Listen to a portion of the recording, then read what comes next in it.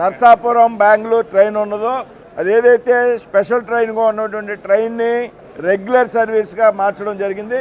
అది ఈరోజు పాలకొల్లో రైలుకి ఘనస్వాగతం పలకడం జరిగింది. పెద్ద ఎత్తున కార్యక్రమాన్ని నిర్వహించడం కూడా జరిగింది.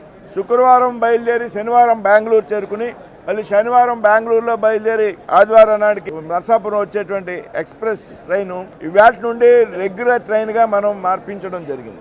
ఏదైతే నర్సాపూర్ నుండి వెళ్ళేటువంటి ఈ ఎక్స్ప్రెస్ ట్రైన్ ఉన్నదో దీని ఆక్యుపెన్సీ ఆధారంగా పెద్ద ఎత్తున 100% కంటిన్యూస్ ఆక్యుపెన్సీ అవుతుంది అనేటువంటి ఒక క్యాలిక్యులేషన్ ఆధారంగా రైల్వే అధికారిని కన్విన్స్ చేసి ఇవాళ దీన్ని రెగ్యులర్ సర్వీస్గా మార్పించడం జరిగింది. ఏదైతే ఇది నర్సాపురానికి పాలకొల్కే కాదు, మన కోస్తా తీరం వెంబడి ఏదైతే ప్రజలు ఎవరైతే పెద్ద ఎత్తున బెంగళూరులో ఐటీ ఉద్యోగస్తులు పనిచేస్తున్నటువంటి సందర్భంలో ఇదే నర్సాపూర్ నుంచి బయలుదేరిన ట్రైను పాలకొల్లు, వీరవాసరం, భీమవరం, ఆకివీడు, కైకలూరు, విజయవాడ, తెనాలి, బాపట్ల, చీరాల, ఒంగోలు, అదేవిధంగా కావలి, నెల్లూరు, రేణుగుంట మీదుగా బెంగళూరు చేరు.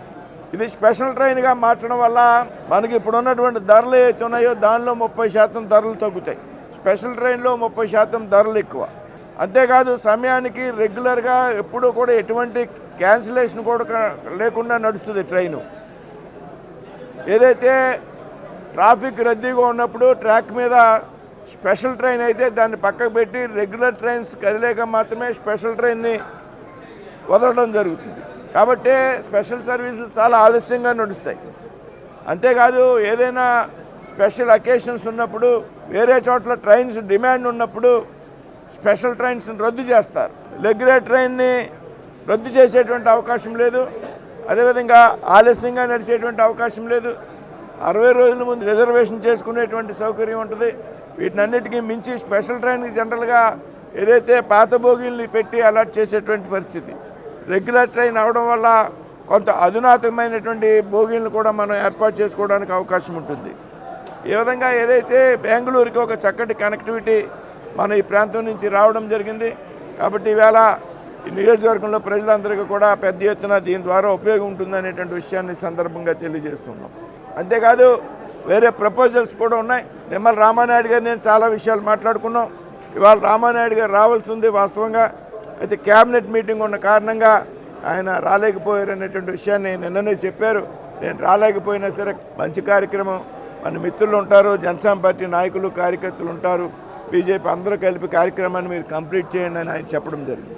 ఏదైతే విజయవాడ నుంచి బెంగళూరు ఒక వందే భారత్ ఎక్స్ప్రెస్ ప్రపోజల్ ఉన్నది, అది ఇంకా కార్యరూపంలోకి రాలే.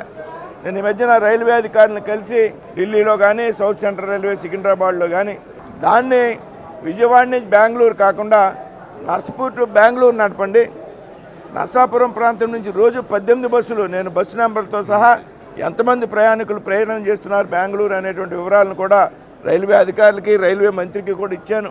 నర్సాపూర్ నుంచి 18 బస్సులు బయలుదేరి బెంగళూరు వెళ్తున్నారు. కాబట్టి మీరు ఏదైతే విజయవాడ నుంచి బయలుదేరేటువంటి ట్రైన్ని నర్సాపూర్ నుంచి కనెక్ట్ చేస్తే వందే భారత్ ఇంకా చాలా కంఫర్ట్గా ఉంటుంది, రైల్వేకి కూడా బాగుంటుంది అనేటువంటి విషయాన్ని చెప్పినప్పుడు కొంత డిస్టెన్స్ పెరుగుతుంది, దాన్ని ఎక్సర్సైజ్ చేస్తాం, తప్పనిసరిగా దాన్ని పరిగణలోకి తీసుకుంటాం అనేటువంటి విషయాన్ని కూడా వారు చెప్పడం జరిగింది. ఈ ప్రాంతానికి సంబంధించినటువంటి ముఖ్యమైనటువంటి వాళ్ళు నర్సాపురం నుంచి వైజాగ్ ఒక డే ట్రైన్ కావాలని చాలా కాలంగా ఉంది డిమాండ్. కోవిడ్ సమయం ముందు ఉండేది, కోవిడ్ తర్వాత ఆ ట్రైన్స్ని క్యాన్సిల్ చేయడం జరిగింది. ఆ రకంగా కూడా ప్రయత్నాలు జరుగుతున్నాయి. దాన్ని కూడా అధికారులు సానుకూలంగా స్పందిస్తున్నారు. అదేవిధంగా ఈ ప్రాంతం నుంచి అది ఏ విధంగా వేయాలని వారణాసికి ఒక ట్రైన్ వేయాలనేటువంటి ఒక ప్రయత్నం కూడా జరుగుతుంది. దానికి కూడా అధికారులు సానుకూలంగా ఉన్నారు. కాకపోతే ఏదైతే సౌత్ సెంట్రల్ రైల్వే నుండి ఇప్పుడు మన జోన్ విడిపోయింది వైజాగ్ కేంద్రంగా, కాబట్టి సౌత్ సెంట్రల్ రైల్వేలో మన జోన్కి సంబంధించి పనులన్నీ కూడా పెండింగ్ పెట్టి ఆ ఫైల్స్ అన్నీ కూడా విశాఖపట్నం ట్రాన్స్ఫర్ చేయడం జరిగింది. విశాఖపట్నంలో ఇంకా చాలామంది ఇంజనీరింగ్ అధికారులు వీరందరూ కూడా నియామకం జరగాల్సి ఉంది. పూర్తిస్థాయి నియామకాలు అవుతూ ఉన్నాయి. ఒక నెల రోజుల్లో పూర్తవుతాయి. తప్పనిసరిగా 2 ట్రైన్స్ విషయంలో కూడా రాబోయేటువంటి రోజుల్లో ఒకటి సానుకూలమైనటువంటి స్పందన వస్తుందని మరి మీ అందరికీ కూడా పాలకొల్లు అసెంబ్లీ నియోజకవర్గంలో పార్లమెంట్లో ఉన్నటువంటి ప్రజలందరికీ కూడా విజ్ఞప్తి చేస్తున్నా. అదేవిధంగా పాలకొల్లులో కూడా గూడ్స్ ట్రైన్స్కి సంబంధించి షెడ్కి సంబంధించి అభివృద్ధి కార్యక్రమాలు జరుగుతూ ఉన్నాయి. పాలకొల్లు, ఆకివీడు, భీమవరంలో దాదాపు 20 కోట్లతో అవి కూడా త్వరలో పూర్తవుతాయి. అందరికీ వచ్చిన ప్రతి ఒక్క కార్యకర్తకి కూడా పేరు పేరున హృదయపూర్వక ధన్యవాదాలు తెలియజేస్తున్నాను.